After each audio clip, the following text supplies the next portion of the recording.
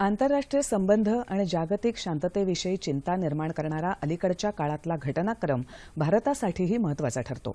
याच अनुषंगाने या साऱ्या घडामोडींवर विश्लेषणात्मक चर्चा करण्यासाठी आंतरराष्ट्रीय घडामोडीचे अभ्यासक शैलेंद्र देवळाणकर आज आपल्या स्टुडिओमध्ये आलेले आहेत। नमस्कार। 9:30च्या बातम्यांमध्ये आपलं स्वागत। आपण बघतोय गेल्या आठवड्याभरामध्ये किंवा एक 8-10 दिवसांमध्ये अफगाणिस्तान, कोरिया, सिरिया या ठिकाणी जणू काही युद्ध वगैरे सुरू झाले की काय असंच एक वातावरण निर्माण झाले। म्हणजे अफगाणिस्तानमध्ये तर मदर ऑफ बॉम्ब टाकून एक धक्काच दिला अमेरिकेने असं आपल्याला म्हणता येईल। तर याच्या मागे नेमकी काय पृष्ठभूमी असेल? म्हणजे सर्वसामान्य माणसाला असा प्रश्न पडतो की हे ह्या आठवड्याभरातच हे काय असं जागतिक स्तरावर घडून गेलं? निश्चितच म्हणजे गेल्या एक आठवड्यामधला सेकंड हाय प्रोफाईल अटॅक ज्याला आपण असं म्हणतो, साधारणतः मागच्याच आठवड्यामध्ये सिरियामध्ये केमिकल वेपन्सचा पहिले अटॅक झाला। तो अटॅक बशर अल असाद जे सिरियाचे राष्ट्राध्यक्ष आहेत त्यांच्या सैन्याकडनं केला गेला असा आरोप केला गेला होता आणि त्याचं प्रत्युत्तर म्हणून डोनाल्ड ट्रम्प अमेरिकेचे राष्ट्राध्यक्ष यांनी क्रूज मिसाईलनी हल्ला करण्याचं त्याचं प्रत्युत्तर देण्याचा निर्णय घेतला आणि त्यानंतर त्यांनी तात्काळ अफगाणिस्तानमध्ये 2 दिवसांपूर्वी एक अत्यंत महत्त्वाचा निर्णय घेतला आणि तो होता ज्याला आपण मदर ऑफ ऑल बॉम्ब असं म्हणाला की एक अत्यंत मोठा म्हणजे नेक्स्ट टू न्यूक्लिअर बॉम्ब असं म्हणतो, म्हणजे त्याच्यानंतर फक्त न्यूक्लिअर बॉम्बच आहे एवढा मोठा बॉम्ब हा अफगाणिस्तानमध्ये जो खोरासान प्रांत आहे, हा खोरासान प्रांत पाकिस्तान आणि अफगाणिस्तान यांच्या सीमारेषेवरती आहे।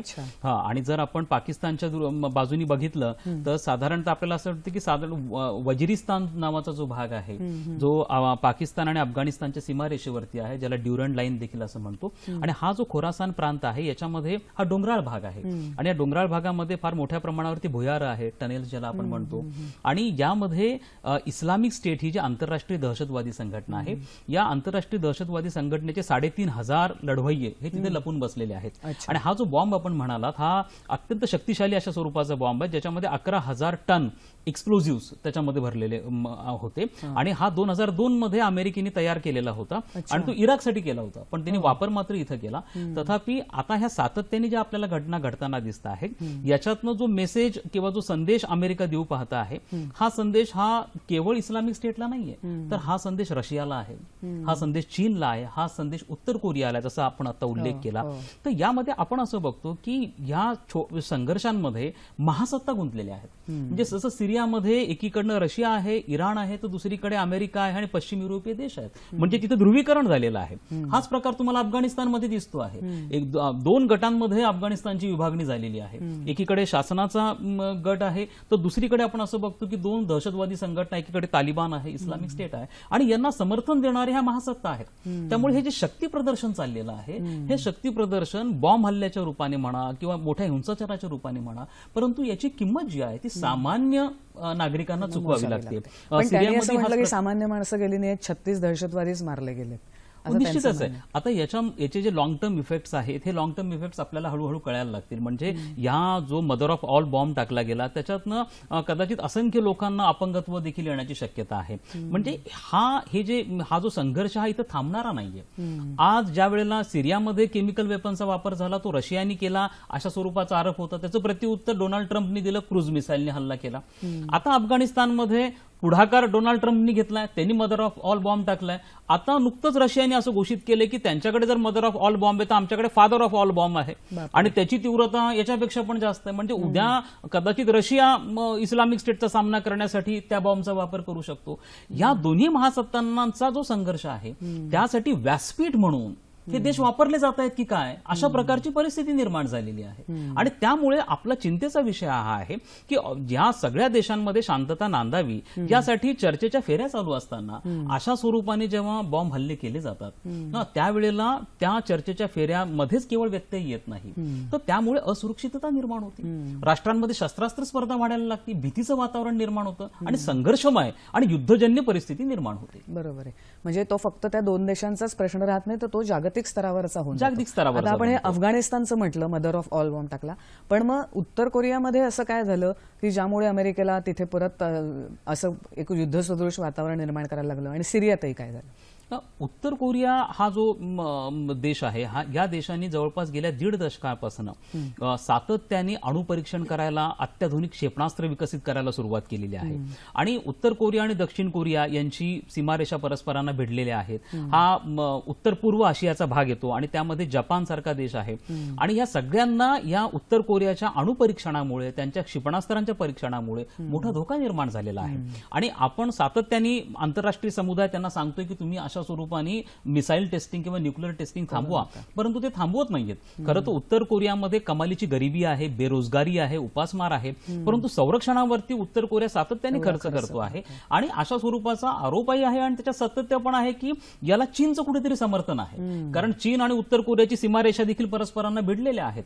त्यामुळे आता डोनाल्ड ट्रम्प यांनी हा इशारा उत्तर कोरियाला पण दिलाय की जर तुम्ही तुमचं अणुपरीक्षण थांबवलं नाही, अशाच प्रकारे तुम्ही धमक्या देत राहिलात तर कदाचित जो आम्ही मदर ऑफ ऑल बॉम्ब इथं टाकलेला आहे तसा वापर आम्ही तुमच्या विरुद्ध करू. आणि आता मुद्दा असा निर्माण झालाय की उत्तर कोरियापुरता हा संघर्ष मर्यादित राहिलेला नाहीये. कारण उत्तर कोरियाला जर चीनचं सहकार्य आहे तर चीन देखील या संघर्षामध्ये आहे. आणि चीनने हे स्पष्ट केलेलं आहे की जर अमेरिकेने उत्तर कोरियाच्या विरुद्ध लष्करी कारवाई केली ते आम्हाला आवडणार नाही. म्हणजे आपण असं बघतो की एकीकडे रशिया आहे, चीन आहे, अमेरिका आहे, या महासत्ता ज्यांच्याकडे कमालीचे प्रचंड अण्वस्त्र आहेत, या तिन्ही महासत्ता या संघर्षांमध्ये आता उतरलेल्या आहेत. आणि व्यासपीठ म्हणून कधी उत्तर कोरिया, कधी अफगाणिस्तान आणि कधी सिरियाचा वापर होतो. सिरियामधली परिस्थिती जवळपास सेम आहे. सिरियामध्ये 2011 पासून यादवी युद्ध सुरू झालेलं आहे.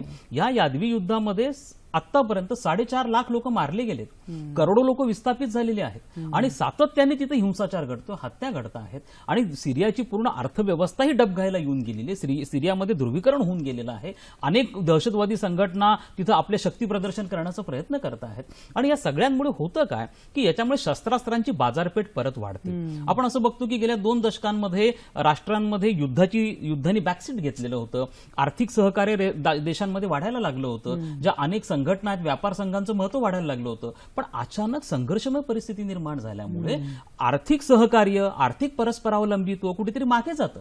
आणि राष्ट्र परस्परांकडे संशयाने बघायला लागतात, अविश्वासाने बघायला लागतात. आणि मग तुमच्याकडे 2 मिसाईल असतात, मी 4 मिसाईल का नको, माझ्याकडे 4 मग तुमच्याकडे 8 का नको, यांनी शस्त्रास्त्र स्पर्धा वाढत राहते. आणि त्यामुळे मूळ जो आपला खर्च सामाजिक आणि आर्थिक विकासासाठी राष्ट्रांनी करणं गरजेचं आहे, लोकांचे मूलभूत मानव अधिकार किंवा मानवी सुरक्षेला सोडवण्यासाठी खर्च करणं गरजेचं आहे, तो न करता राष्ट्र सुरक्षेवरती खर्च करायला लागतात. आणि ही दुर्दैवाची परिस्थिती आहे. त्यामुळे युनायटेड नेशन सारख्या ज्या आंतरराष्ट्रीय संघटना आहेत, ज्यांचं व्यासपीठ केवळ चर्चेसाठी, अशा स्वरूपाने विश्वास निर्मिती निर्माण करण्यासाठी आहे, त्याचा वापर हा अधिकाधिक होणं अत्यंत गरजेचं की आहे. नाटो किंवा आंतरराष्ट्रीय शांतता परिषद अशा आंतरराष्ट्रीय ज्या परिषदा आहेत तर त्या यात काही भूमिका का घेत नाहीत? म्हणजे अमेरिकेच्याच हातात आहे तसं कधी कधी आपण म्हटलं तरी वावगं ठरत नाही. युनायटेड नेशन्स, नॅटो ही जी संघटना आहे ही लष्करी संघटना आहे, जी अमेरिकेच्या नेतृत्वाखालीच आहे. आणि पश्चिम युरोपीय देश त्याचे सदस्य देश आहे. पण युनायटेड नेशनच्या बाबतीमध्ये तसं नाही. युनायटेड नेशनचे 193 सदस्य देश आहेत, अत्यंत मोठी संघटना आहे. परंतु युनायटेड नेशनचा एक कमकुवतपणा, एक त्रुटी आहे. आणि ती त्रुटी अशी आहे की युनायटेड नेशनमध्ये निर्णय घेतले जातात, परंतु निर्णयाच्या अंमलबजावणीसाठी आवश्यक असणारी मसल पॉवर किंवा सैन्य हे युनायटेड नेशन्सकडे नाही. त्यामुळे त्यांना एखादी ऍक्शन घ्यायची झाली तर त्यांना अंमलबजावणी करण्यासाठी सदस्य देशांवरती निर्भर राहावं लागतं. आणि युनायटेड नेशनचा जो सर्व खर्च आहे त्यापैकी जवळपास 75% खर्च अमेरिका भागवतं. त्यामुळे अमेरिकेवरती निर्भर राहण्याशिवाय त्यांना पर्याय नाही. त्यामुळे या आंतरराष्ट्रीय संघटना कोणाच्या ना कोणाच्या मिंध्या झालेल्या आहेत. त्यामुळे त्यांच्याकडनं म्हणावं तसं प्रॉडक्टिव्ह, सकारात्मक अशा स्वरूपाची भूमिका पार पाडली जात नाहीये. आता सगळ्यात महत्वाचा प्रश्न म्हणजे ह्या सगळ्या घटनांचा आपल्या भारत देशावर काय परिणाम होणार आहे? कारण कितीही म्हटलं तरी त्याचा इनडायरेक्टली अप्रत्यक्ष परिणाम प्रत्येकच देशावर होतो, तसा आपल्याही देशावर होणार आहे. तर तो परिणाम काय होऊ शकतो? निश्चितच, कारण भारतावरती याचा परिणाम होणं स्वाभाविक आहे. याचं कारण असं आहे की आपले आर्थिक हितसंबंध हे आखातामध्ये गुंतलेले आहेत. सिरियाचा आणि इराकचा प्रश्न उद्या गंभीर बनला तर आपण लक्षात घेतलं पाहिजे की जवळपास 82 लाख भारतीय हे सध्या आखातामध्ये आहेत. आपल्याला जो फॉरेन एक्सचेंज मिळतो त्यापैकी जवळपास 60% फॉरेन एक्सचेंज हा आखातामधनं मिळतो. मग एवढ्या इथं इमर्जन्सी झाली, काही संघर्ष चिघळला तर तेलाच्या किमती वाढतात.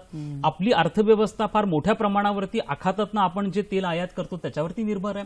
तेलाच्या किमती वाढल्या तर निश्चितपणे आपल्या अर्थवरती आपला जो पैसा खर्च होतो, आपला जो डेफिसिट आहे तो त्याच्यामधनं वाढतो.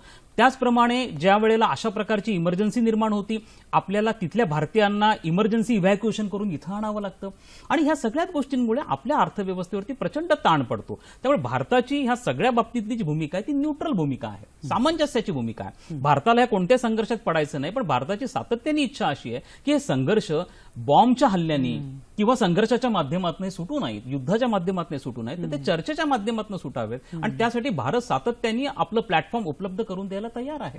हाच प्रकार अफगाणिस्तानच्या बाबतीमध्ये पण आहे. आज अफगाणिस्तानमध्ये आपण करोडो रुपयांची मदत करतो आहे.